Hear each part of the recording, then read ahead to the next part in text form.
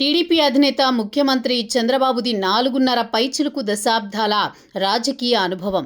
ఆయన 4 సార్లు ముఖ్యమంత్రి. టీడీపీని స్థాపించిన ఎన్టీఆర్ 3 సార్లు సీఎం అయితే చంద్రబాబు అంతకు మించి. ఇక ఎన్టీఆర్ 8 ఏళ్ల పాటు ఉమ్మడి ఏపీని పాలిస్తే చంద్రబాబు రెట్టింపు కాలం సీఎంగా ఈ రోజుకు ఉన్నారు. జనం నాడిని పట్టుకోవడంలో బాబుని మించిన వారు ఎవరూ లేరని అంటారు. ఆయన ఎప్పటికప్పుడు అన్నీ చెక్ చేసుకుంటారు. ఆయన నిరంతరం జనంతో ఉంటారు. వివిధ వర్గాల ద్వారా, ఏజెన్సీల ద్వారా కూడా ప్రజా అభిప్రాయాన్ని ఒడిసి పడతారు. అంతేకాదు ఆయన తన స్వీయ అనుభవంతో కూడా ప్రతి అంశాన్ని క్షుణ్ణంగా పరిశీలిస్తారు, బేరీజు వేస్తారు. ఏపీలో మరోసారి కూటమిదే అధికారమని టీడీపీ అధినేత తాజాగా పార్టీ నేతల టెలికాన్ఫరెన్స్లో వ్యాఖ్యానించారు. మళ్లీ వచ్చేది మనమే అని బలంగా చెప్పారు. అయితే నేతలు రిలాక్స్ కాకుండా ప్రజలతో ఉండాలని ఆయన కోరారు.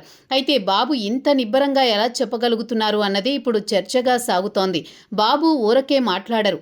ఆయన ఒక మాట అన్నారు అంటే దాని వెనకాల లెక్కలు చాలానే ఉంటాయంటున్నారు. ఏపీలో వార్ వన్ సైడ్ అన్నట్లుగా టీడీపీ కూటమి వైపు పార్టీలు అన్నీ ఉన్నాయి. అవతల వైపు వైసీపీ ఒకటి ఒంటరి అంకె అన్నట్లుగా ఉంది.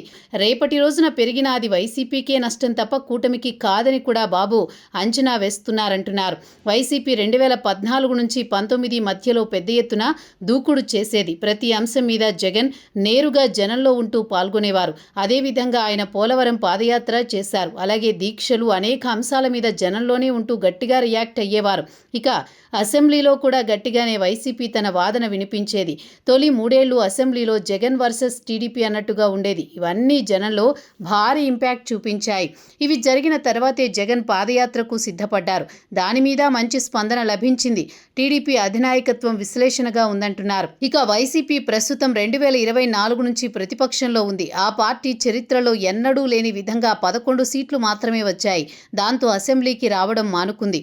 ఆ విధంగా చట్టసభల్లో తన గొంతు వినిపించే ఛాన్స్ మిస్ అయింది. ఇక వైసీపీలో ఓటమి తర్వాత అత్యధిక శాతం నాయకులైతే సైలెంట్ అయిపోయారు. కొందరు మాత్రమే మాట్లాడుతున్నారు. మరో విషయం తీసుకుంటే అధినేత జగన్లో కూడా మునుపటి దూకుడు కనిపించడం లేదంటున్నారు. 2019కి ముందు వేరు, ఇప్పుడు జగన్ ఎలా పాలిస్తారో అన్న ఆసక్తి ఉండేది. అందుకే ఒక్క ఛాన్స్ అంటూ ఇచ్చారు.